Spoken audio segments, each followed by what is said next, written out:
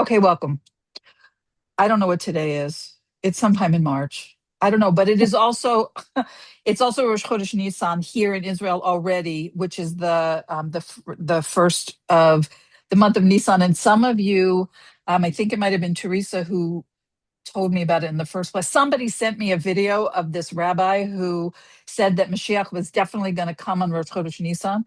So we have like about 22 hours left. So okay, so here's the story. Actually, Pearl, who I think she's not with us right now, um, Pearl mentioned after class last week, because I mentioned in passing that I had this class about like sort of feminine themes in the Haggadah, in the Passover story, whatever.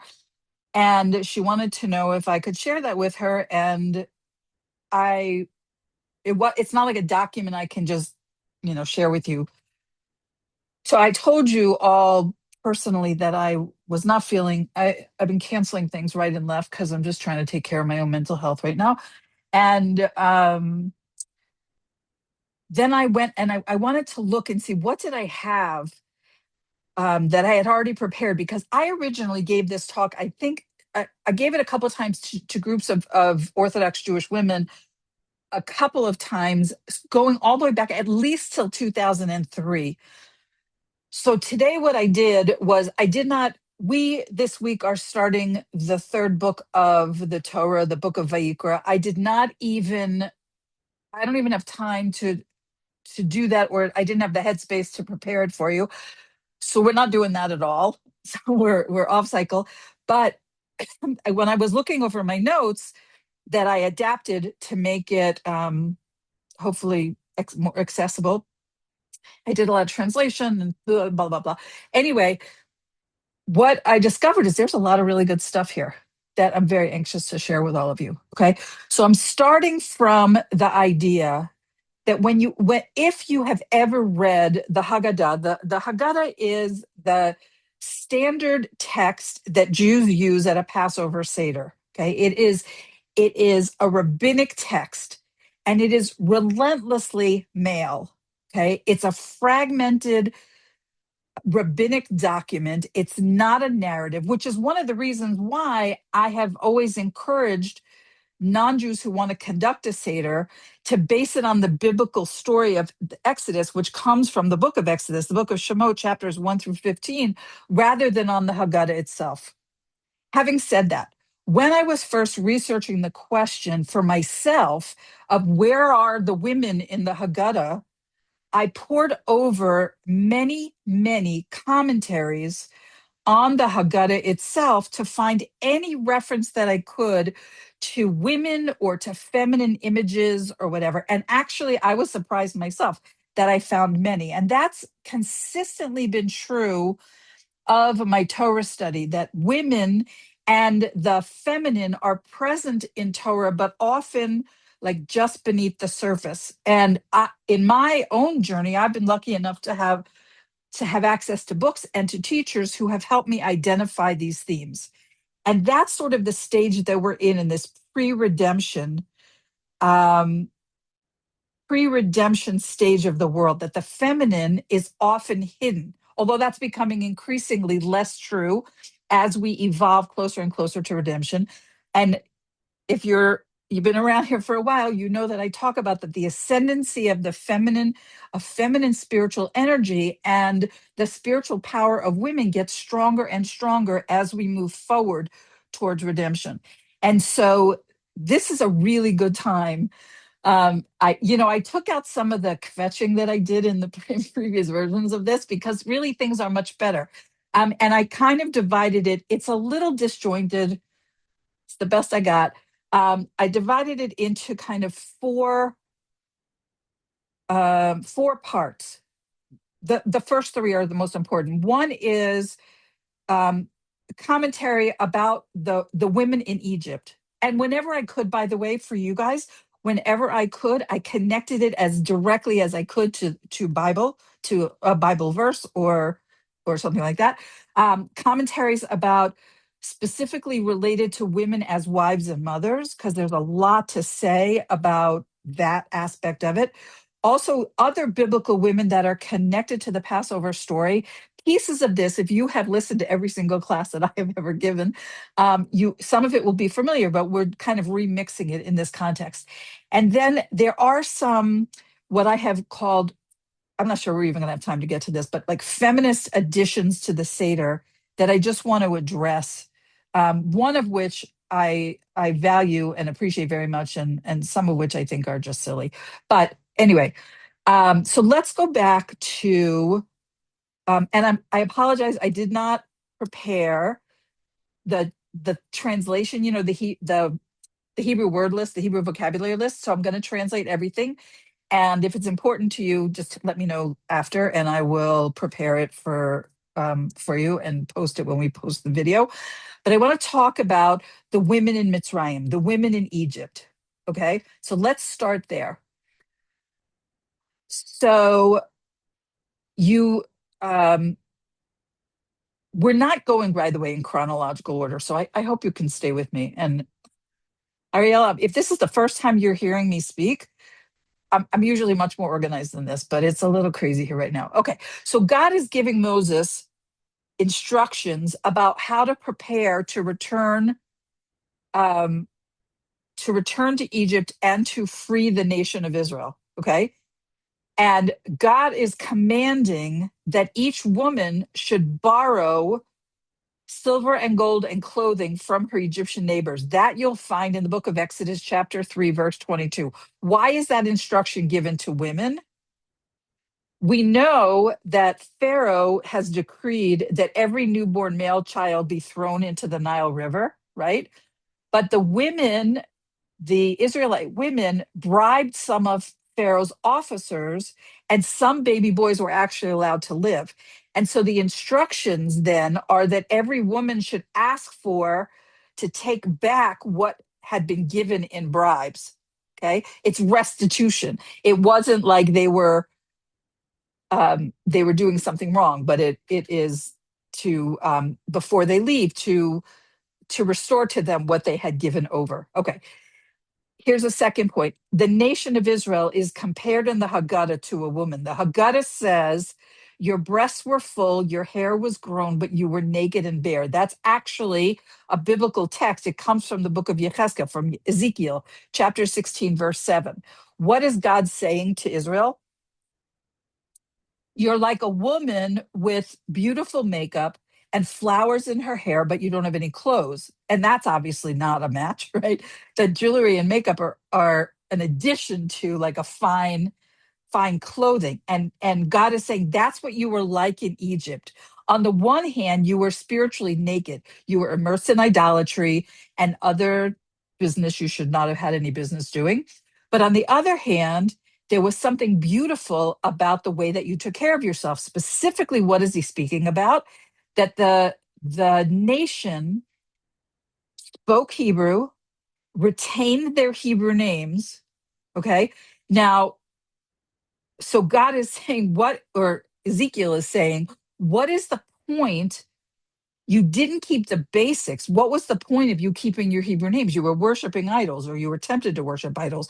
You were like a woman with no clothes on who's wearing beautiful jewelry and flowers in her hair, that the jewelry is only emphasizing, or the fancy makeup or whatever is only emphasizing the lack of clothing.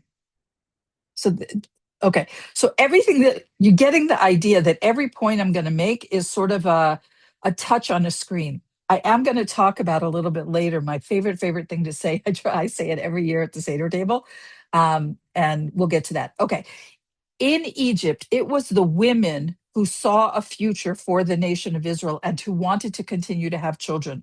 The Egyptians, not only did they impose slavery, but they also decreed that the men should sleep out in the fields and the women would sleep in home, whatever that was, to reduce the opportunities for men and women to be together. Nevertheless, the women believed in redemption, believed that redemption was coming. And so they groomed themselves in these copper mirrors. This is going to become very important later on. And before they would go out to the fields to see their husband. And they also brought their husbands hot water in which there were these little fish that had been cooked. so that the men could be refreshed with something, with fresh water and with a little bit of protein. And on these visits, the women would encourage their husbands by reminding them that redemption was certainly coming. And there's the midrash that says how the women responded to this decree.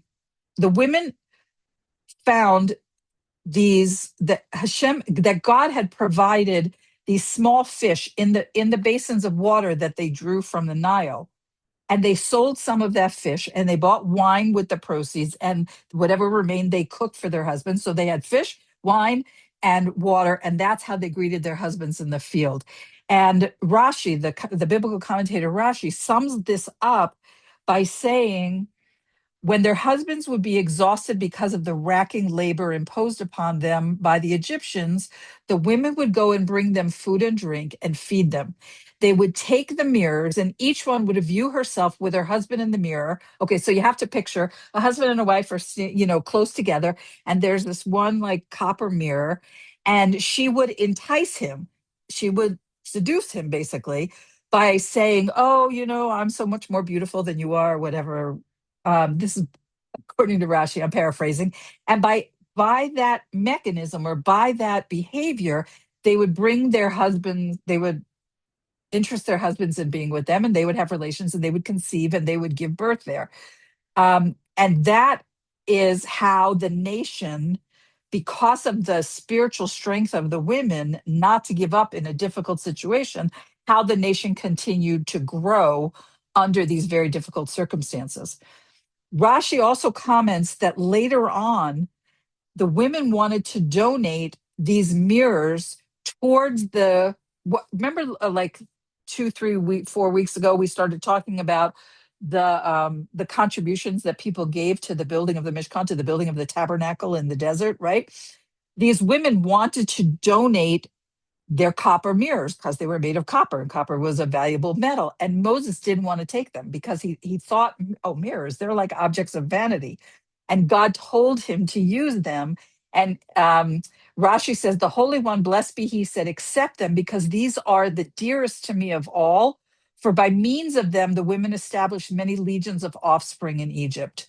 So not only were they successful in having children, but even God put his stamp of approval on that behavior. And since the mirrors had been employed with such purity of purpose, God told them not just to accept them, but to use them for the cure. What is the cure? It is the copper wash basin, which is itself a vessel of ritual purification in the Mishkan and later in the Holy Temple.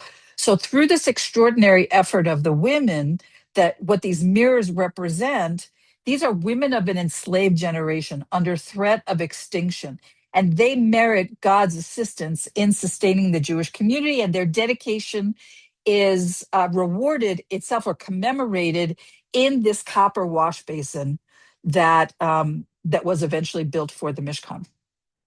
Okay, there's more to say about the women and their miraculous childbirth.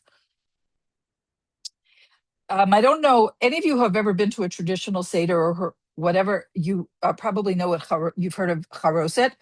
It is a sweet, usually dark colored mix of finely chopped nuts and fruit that's eaten at the Passover Seder. And according to the Talmud, the color of it and the texture, it's kind of thick and gloppy usually, is meant to represent the mortar that the Israelites used during their enslavement in Egypt when they were forced to build buildings. But in the Talmud, it refers to charoset as zecher letapuach, which is a remembrance of the apple. What apples are we remembering here? So the Talmud teaches that the women who went out in the fields to give birth, to escape the decree of Paro of killing the newborn children, did so under apple trees. And so the apples in there, like when I make charoset, our charoset is walnuts, apples, and sweet wine, all kind of mixed, and sugar, depending on the apples. But the apples themselves are or the charoset is both a sign of our oppression, meaning it represents the mortar that the Israelites had to use in their slavery, but it's also a symbol of the courage of the women in the face of that oppression, who continued to entice their husbands into intimacy, continue to get pregnant, and continue to go and give birth by themselves in the fields under apple trees. That's that tradition. Okay, the Talmud also says, very famously, that actually the nation of Israel was redeemed from Mitzrayim, from Egypt, in the merit of the righteous women. In Hebrew, the expression is nashim tzidkaniot. And so there's a teaching. How were the women able to remain more righteous than the men? So the tradition, the first time I heard this, I didn't like it, but I have more to say about it. The teaching is that they adhere to a principle called kol kvuda bat melech panima, which means the honor of a princess is achieved when she remains within, like inside the palace. In other words, the more protected she is, the less she interacts with the larger world, the more she can protect herself from these corrosive forces. Okay. So they were not exposed to the conduct of the Egyptians, the evilness of society, but instead they remained closer to home, and so they were able to preserve more holiness in their homes. Now,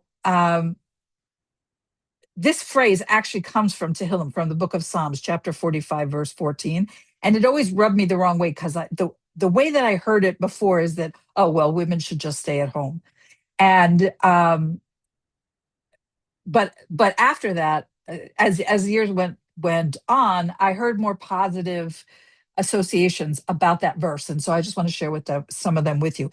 That no matter, here's one of them: no matter how beautiful a woman may be on the outside, her true honor comes from her character, from her internal um, identity, I guess. That women should be valued for brains and not just their external looks. That a woman's power is intuitive, it's internal, as opposed to man's power, which is more aggressive and external. We talked about this last week when we spoke about the idea of Mashiach ben Yosef being more in the male um, in the male phase of history, which is action oriented, aggressive, external. And Mashiach ben David, Linda, you're shaking your head. You remember I said this last week, that that the women's power and influence is more internally driven. Okay. Also, there's a teaching that this verse is not a reference to women at all, but it's a reference to the soul and to the concept of repentance, both of which are Hebrew nouns, are feminine nouns in Hebrew. Neshama for soul and teshuvah for repentance. That not relying on the deeds of one's ancestors, but on your own merits. And also, the chapter of Psalms that this comes from is about the praise that's due to Torah scholars. And so Rashi's commentary is that it's the nation of Israel who behaved with modesty and who deserve honor. So that's uh, I don't know, happier, a little bit more pleasant. You know, it just occurred to me that I am recording this with all of your. I forgot to change this view. Hang on just a second. Give me a second. Okay. All right. Also, everyone recognized God's hand in their salvation at the Red Sea when the sea split, but the women had a special insight.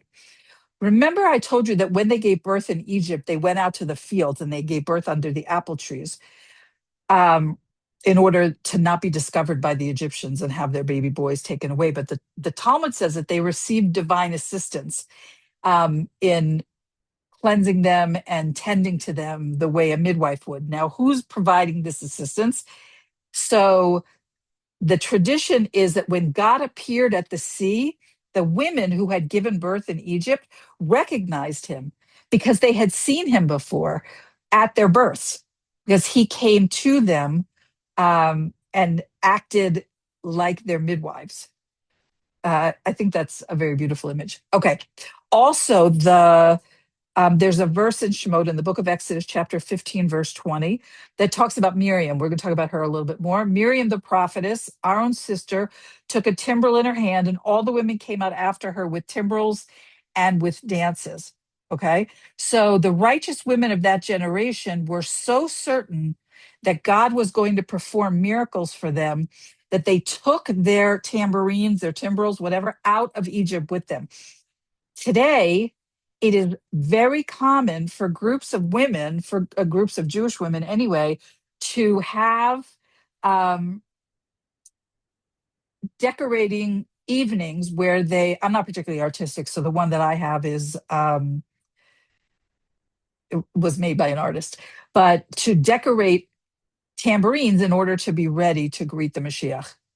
That is a very cool thing. So it has all kinds of like Hebrew and symbols of Israel and so forth. Okay, that's a little bit about what the Haggadah, it doesn't outwardly say it, but what the Haggadah is alluding to in terms of how the women in Egypt handled their lives. But there's more.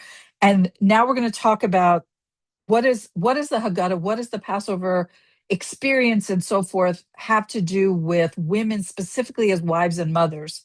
Okay, so here's my favorite thing that I say at the Seder table. You may be familiar, the Haggadah has a section called the four questions. Okay, and it also, there's a lot of fours, and it also has a thing about the four, usually it's translated as the four sons. Okay, and so there's I don't know it off the top of my head. There's the righteous son, the um, the simple son, the evil son, and the son, the fourth child who does not even begin to know how to ask, the child who doesn't know how to ask. And in Hebrew, the response to that child, you would never see this in English, okay? You'd never notice it in English, but the response to that child is at patach lo, which means you must open it for him. You must begin. In other words, this child doesn't even know how to ask. You have to feed him um, even like what questions to ask because they're starting from such a basic place. But here's the thing. At patachlo is not the way we would expect it to be in Hebrew because at is the Hebrew word for the feminine form of you. Okay. So what's the hint here?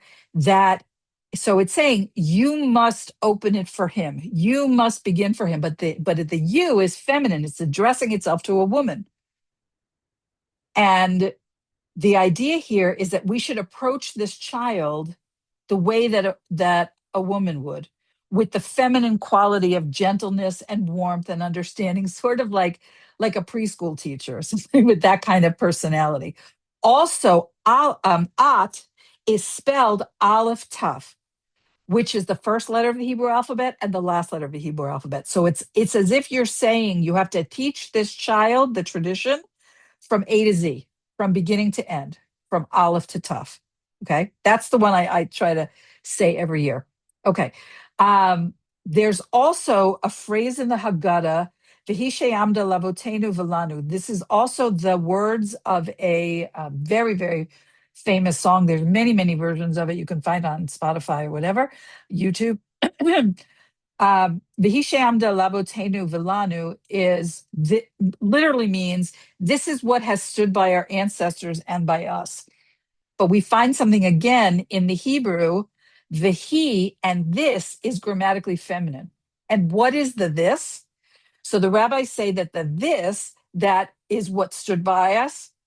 So that whole section is about how in every generation there comes a people who want to kill us, want to destroy us, and so forth. This is very familiar. But something feminine stand by us generation after generation, by our ancestors and by us. And so the rabbis say that what is the thing?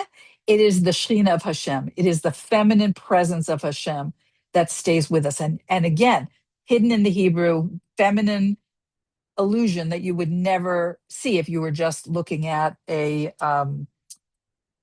translation. Okay. Also, the Haggadah says that the Jewish people, well, the Israelite nation, will become gadol atzum v'rav, great, mighty, and numerous.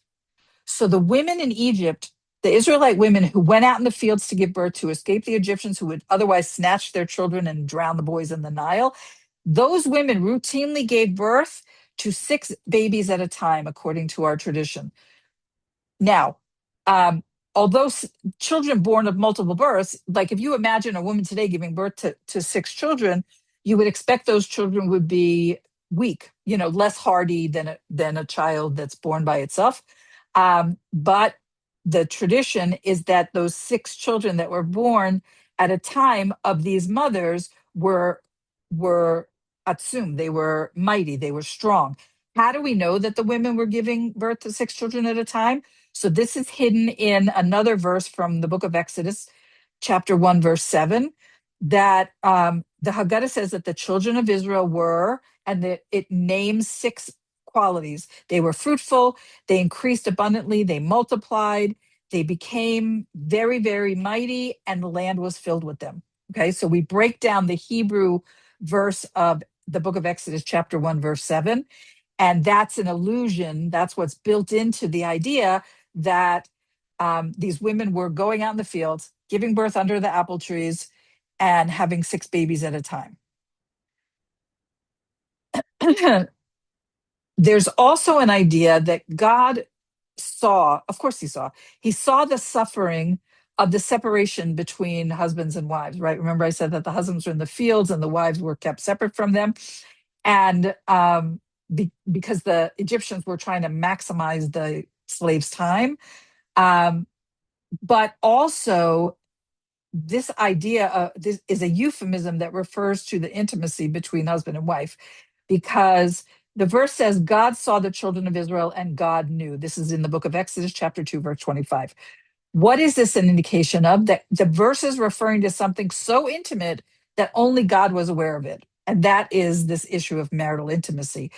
Even the Hebrew word for knew has this connotation in an earlier verse that we've seen in the book of Genesis, chapter 4, verse 1, that Adam knew his wife Eve. Okay, so that verb is a hint to us that we're referring to the intimate relationship between the husbands and wives. And so overall, the theme is that husbands and wives were kept separate by the Egyptians, but God made the Israelites increase miraculously, okay, through these 6 babies at a time. Okay, every boy that's born, this is from the book of Exodus, from the book of Shemot, chapter 1, verse 22. Every boy that's born you shall throw into the Nile, but every daughter you shall let live.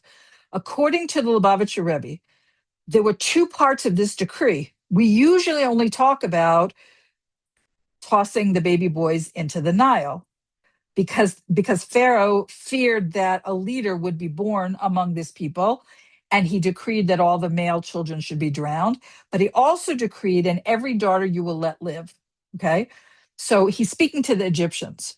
He wants to make sure that the Israelite daughters would grow up immersed in Egyptian culture rather than their own culture. That according to the sages, this decree was as terrible for the nation as the decree of drowning the boy babies. And what did he have in mind for them? That he let them live? That he planned to force the girl, this was his big vision, which didn't actually happen, but planned to force them once they reached maturity to marry Egyptians. And the parents knew that. The Israelite parents knew that. And they were they were tortured by the idea that their children would be not just that they wouldn't live with their people anymore, but that they would be compelled to marry the enemy and to live with the enemy and build families with this people that had been torturing them for 210 years. Okay.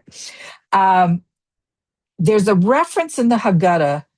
The Haggadah is divided into 15 sections.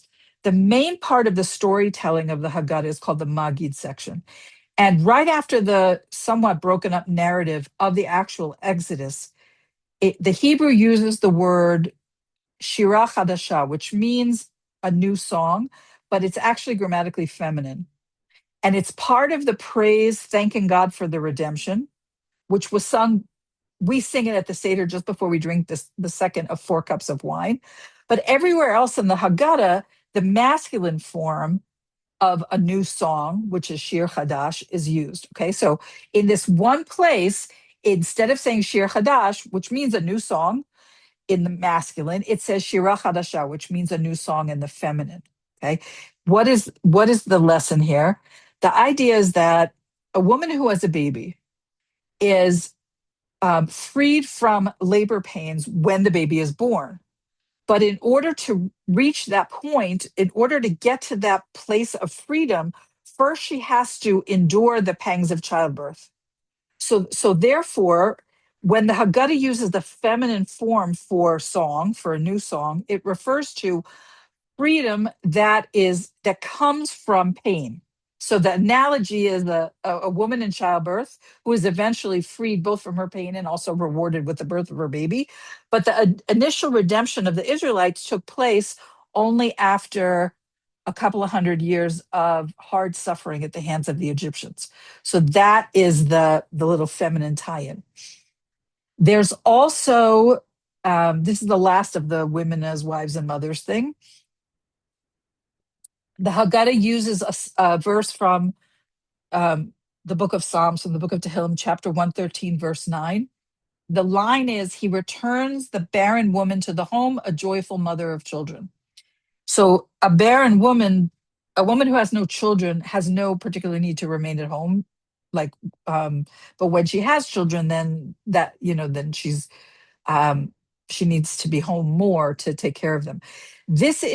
This quote from Psalm 113 is, well, Psalm 113 is the first of 6 consecutive chapters of Tehillim that form Hallel. Hallel is a praise of God that's added to the liturgy on Passover and on other festivals, on other festive days. An essential theme of Hallel is this portrayal of God as having complete mastery over the physical world. So it's actually, you could look this up yourself. It's chapters 113 to 118 in the book of Psalms. And so this quote uses a woman's ability to bear children as a metaphor to teach that God can perform miracles and even suspend the laws of nature. He can take, in the most literal way, a woman who is sterile and make her into a mother of children, as he did for some of our biblical foremothers who we are taught were born without a uterus. Okay. At least that's true about Sarah. Sarah, Rivka, Rachel, Sarah, Rebecca, Rachel, Manoach, the wife of Manoach, who is the mother of Shimshon, also was not naturally able to have children. The prophetess Hannah in the book of Samuel, and Michal, I think the first wife of King David, each of them struggled with infertility. And so there's lots of that in Tanakh. And this is using this feminine metaphor to talk about God's complete control over everything in nature, everything in the physical world. Okay, let's go on. I hope you guys are okay with this and we're doing okay together. All right. There's some other biblical women that are connected to the Passover story that might surprise you. So the first one we're going to talk about is Eve, Chava. Okay. In the Garden of Eden, God gave the commandment regarding the Eitz Hadas Tov Ra, the tree of the knowledge of good and evil, to Adam. Okay. And Chava, Eve, did not get the commandment directly from God. I think we talked about this before when we had our class on, I'm sure we talked about this before, but anyway, but she's the one who committed the sin, okay, and created a lot of problems for all of humanity, for all of human history. And so thank you guys that are sending me messages of support. I appreciate it. Okay. So the giving of the Torah was the opportunity to correct this error, to do what we call a tikkun, a spiritual rectification. Because um, when Moses first speaks to the Jewish people, he approaches the women first. That's how we understand it, that it was the women who first say, Naseh v'nishma, which means we will do and we will understand. The women take upon themselves the acceptance of the Torah even before the men. I think that's really fascinating. Okay. Also, let's talk about Lot. Who is Lot? Lot, these stories are back in the book of Bereshit, in the book of Genesis. Lot is the nephew of Abraham and Sarah. Okay. And we already talked about how the women of Egypt, the women of Mitzrayim, were having children under difficult circumstances in order to ensure a future for their people. Okay. And they take a lesson from the daughters of Lot. Okay. So after the destruction of Sodom and Sodom and Gomorrah, okay, Lot's two daughters think that they and their father are the only people left alive in the world, but they have faith in the future and they get their father drunk and they become pregnant by him. And their faith in the future was expressed by having children in the only way that they could. And although they were wrong about the idea that they were the only people left, their actions were considered meritorious and they begin the line leading to the Messiah, according to our tradition. So there's a resonance there. Here's another one. The Haggadah says that the family, when the family of Yaakov, the family of Jacob, originally comes into Egypt, they ask to settle in a portion of the land called Goshen.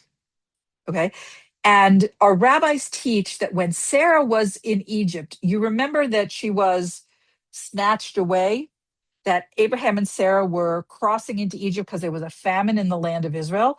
They were crossing into Egypt, and Abraham hid her in a box, and she was eventually revealed, and she was sent to Pharaoh, to Pharaoh. And when she was in Egypt, Pharaoh drew up a marriage contract for her, which included the land of Goshen as a gift. So when the nation of Israel settled in Goshen, according to our rabbis, it was in order that they actualize that there was holiness in that bit of land, that neighborhood, whatever, that holiness was already there by virtue of being associated with Sarah. You follow me? So, so that's why they settled in Goshen. Okay. Here's another thing about the four wives of Jacob. So the Haggadah says, this is the line: go and learn what Lavan the Aramean attempted to do to our forefather Jacob. So the Midrash tells us that Jacob's four wives, who are Rachel and Leah, but also these other two women, I'm sure we've spoken about this, Bilhah and Zilpah, were all daughters of Lavan. They had different mothers, okay? Bilhah and Zilpah were Lavan's daughters by a concubine, okay? But that means that all of the children of Yaakov were the grandchildren of Lavan, right? Because all the wives were his daughters with various women, okay? So Lavan is polluted. Okay, he's a bad guy. He is filled with impurity. And Egypt in Hebrew is referred to as Kor HaBarzel, which means an iron crucible or a smelting pot. Because in Egypt, one of the spiritual, if you could say it this way, one of the spiritual benefits to our nation was being purified of the influence of Lavan, because Lavan was the genetically connected to all of the tribes. And so here's something really interesting. Kor HaBarzel, our iron crucible. Barzel is Hebrew for iron. Okay. This works in English too, so I'm gonna give it to you in English. The word Barzel, Barzel, okay, is formed with the initials of Bilhah, Rachel, Zilpah, and Leah, indicating that the impurity of Lavan had to be refined through these four women in order to purify the nation. So we see that these four women in particular were necessary to purge the impurity from the nation of Israel before they accepted the Torah. Okay, I'm gonna skip a little bit. I'm just looking at the time and there's some things I really want to get to. So I'm skipping a couple of pages here. We talked okay, let's focus a little bit on Miriam. I'm skipping a few things and I'm sorry, but I don't want to keep anybody over long. And I have some other stuff that I want to do with you. Okay. So the Talmud says that there were 7 women prophetesses: Sarah, Miriam, Hannah, Devorah, Huldah, Abigail, and Esther. If you want to know them later, I'll tell you again. But other commentaries say, there were other women who also had the power of prophecy. And actually, there is a tradition that there were thousands of female prophets during the age of prophecy, but only these 7, their prophecies were recorded for all time. And Miriam is one of the big ones. Okay. And Miriam, what was one of her prophecies? That her mother, Yocheved, would give birth to a son who would lead the nation of Israel out of bondage. This you probably already know. The name Miriam comes from the word mar. It's spelled memresh, which means bitterness. And it relates to the bitterness of the Israelites when they were enslaved. She was born in that time period. And she's also linked to one of the ceremonial foods of the Seder plate, which is the maror, which is the bitter herb. Okay. There's another much older association between Miriam and water and the Seder table. And it comes from a source that's 700 years old. Okay. So we have at the Seder table, some of you are for sure familiar with this, a Seder plate that has these symbolic foods. And one of them is a roasted bone, and one of them is a roasted egg. And they traditionally symbolize the Korban Pesach, which is the Passover sacrifice, the Paschal sacrifice, whatever, and the Chagiga sacrifice, the special sacrifice for the holiday. But a couple of our rabbis tell us that they are also reminders of Moses and Aaron, his brother Aaron. And then he says some people add fish to represent Miriam. Fish, water, it's another water symbol. Also, Miriam, mar, which means bitter. Marah is also the place where the children of Israel reached 3 days after crossing the Red Sea. And it was named that because the water there was bitter. Now, I'm skipping some stuff because I want to get to, okay. There's a tradition, we actually do this in our house, of putting a decorative cup on our Seder table and fill it with water. That it's called a Miriam's cup. And it comes to address this association between Miriam and water. Even her first appearance in the Bible is near water, right? She is, when Yocheved puts the baby Moshe in the basket in the Nile River, that's when we meet her. Also, she's associated with the splitting of the sea, also with the well of Miriam, and all of this. The cup of Miriam is a way of recognizing on our Seder table all of the associations between Miriam and water. And so there's also this tradition that we talked about, the tambourines and so forth, that as the nation of Israel leaves Egypt, the men follow Moses and Aaron, the women cross the Red Sea, they're led across by Miriam. Now, here's where I want to try to do this. I hope I can do this. I want to share there's 2 short songs that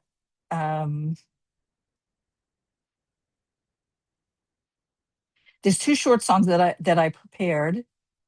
One of them about Miriam and her. Can you guys see this? Somebody, yes? Okay. All right. This song is 2.5 minutes.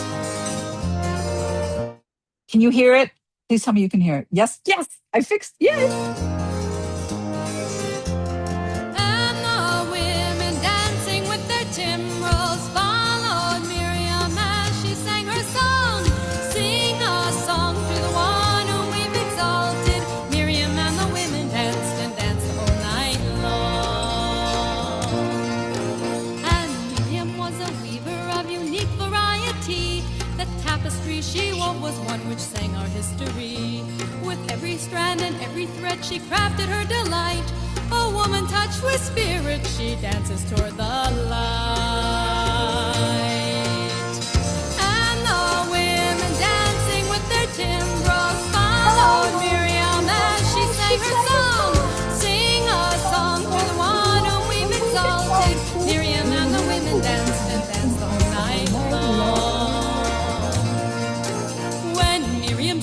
on the shores and gazed across the sea.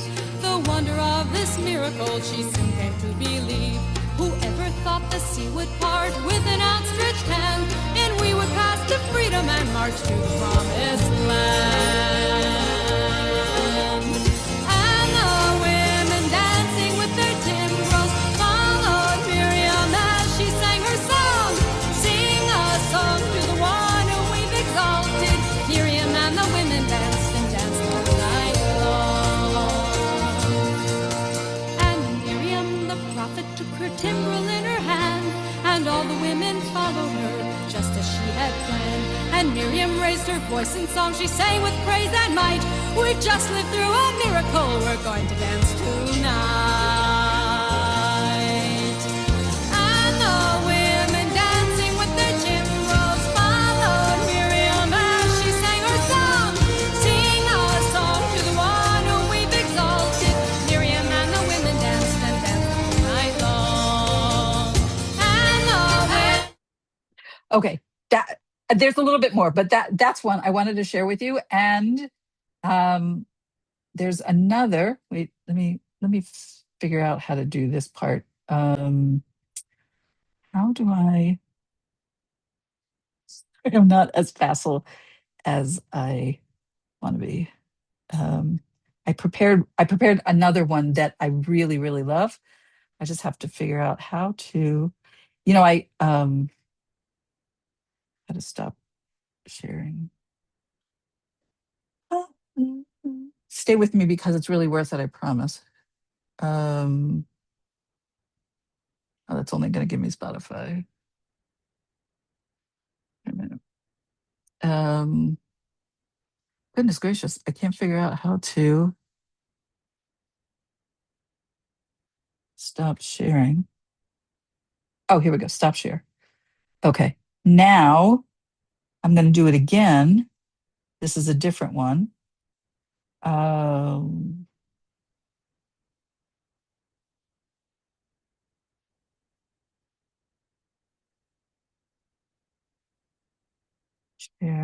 Share sound. Okay. This one I even maybe like a little bit more. You have to listen carefully because I don't know, about a minute in, the whole, and I won't play this whole thing, just enough for you to get us in. This is called Miriam's Slow Snake Dance. And the whole tone of it musically switches after about a minute. Listen in. And Miriam, Just confirm. Can you guys hear it? and Miriam, the prophetess, took the timbrel in her hand and led the women down to the sea, and there they danced and they sang Shir Ladonai, a song of thanks for this day of liberation. Here, listen now.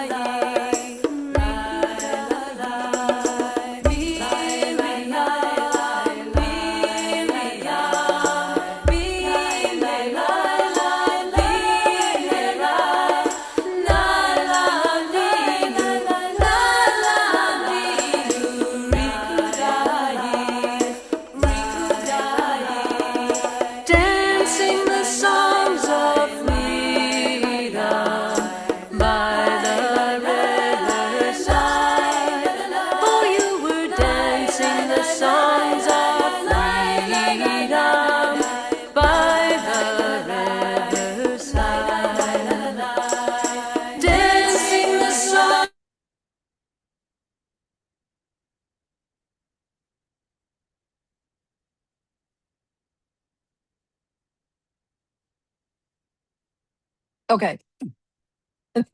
I think you got I just think that it's so important that we have, that we have songs that tell our stories also. I see that we are running out of time, so I'm sort of scanning.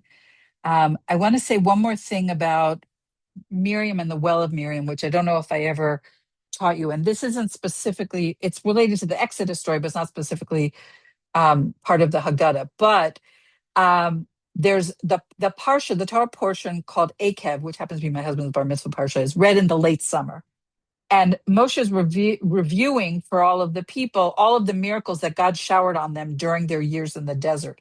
And one of the supernatural miracles is expressed in the book of Deuteronomy, in Devarim, chapter 8, verse 3, that your garment did not wear out upon you, and your feet did not swell these 40 years. So on a journey of 40 years, no one ever had to change their clothes.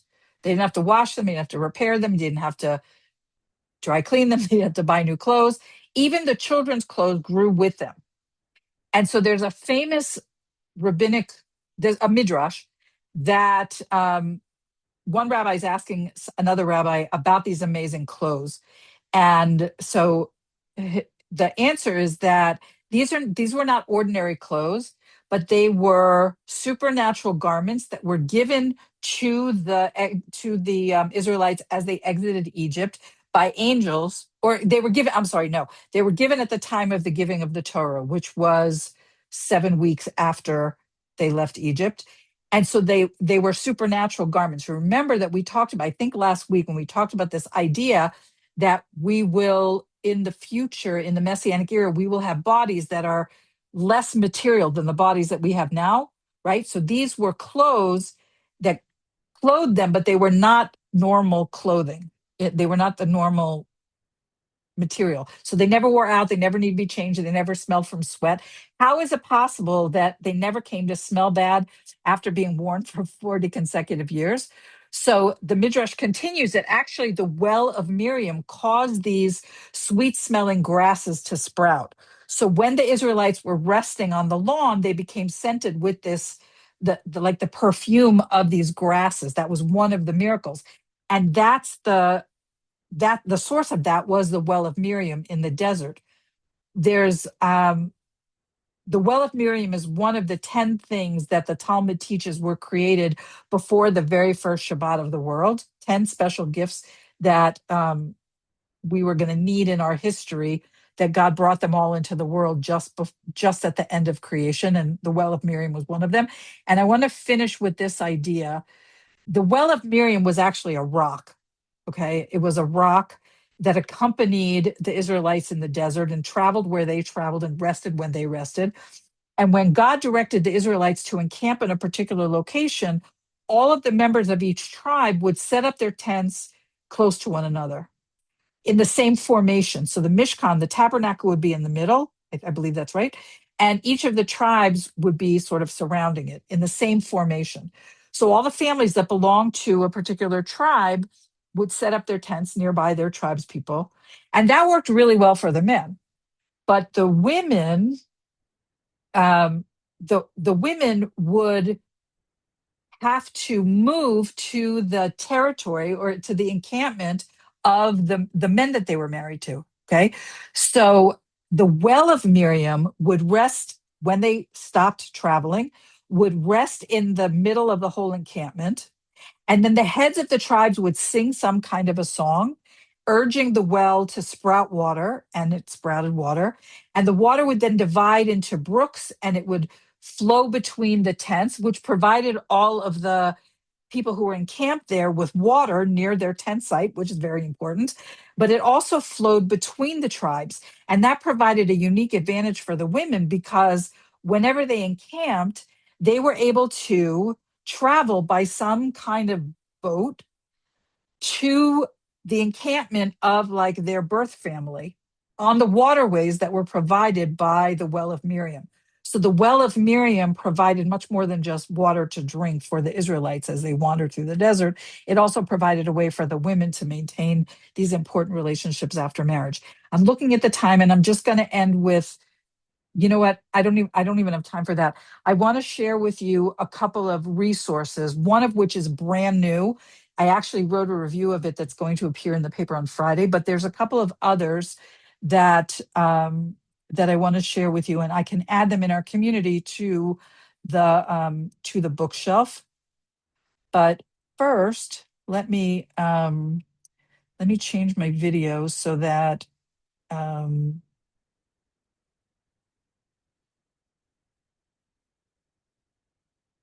so that you can see this, because if I have a virtual background, then I have to, okay. All right, so this is my real background. Okay. So this is the first one that I want to tell you. It's called The Women's Passover Companion, Women's Reflections on the Festival of Freedom. Okay. I hope you can, it feels like it's fuzzy. But anyway, that's one. There's also the Women's Seder Sourcebook, Rituals and Readings for Use at the Passover Seder. These are companion volumes. They were published around the same time. These are not new. Okay. There's also a children's book that I have called Miriam's Cup. And it actually has on the back of it, it has the words and the music to the song by Debbie Friedman, the first of the ones that I played for you. And this is the one I want to show you because I'm incredibly excited about this. It's an enormous book. It's called the Azna Shir Hagaddah on the Path to Redemption, Anthology of Women's Seder Insights. It is brand new. Like, I've only had it for a couple of days. It's huge. It's about 300 pages, and it is entirely composed of reflections by women in Israel on different aspects of the Seder, and it is specifically for the idea that we are post October 7th and we are closer and closer to redemption. So there's like so much more to say that I was able to fit in, but I hope that you got a feeling for what I wanted to give you was a sense of all the ways that women and feminine spiritual energy and so forth are woven into the Passover story, even if you don't see them actually on the surface of the Haggadah. And I hope that if any of you are going to sit at a Passover Seder in, I don't know, a week and a half or whenever it is, 2 weeks. Oh wait, today's Rosh Chodesh, so in 2 weeks, that you'll remember some of this and that you'll bring some of it to the experience. Okay, that's what more or less. That's what I prepared. I'm going to finish today and invite those of you in the community to just click the link again and come back and we can chat. Thank you very much. And Chodesh Tov.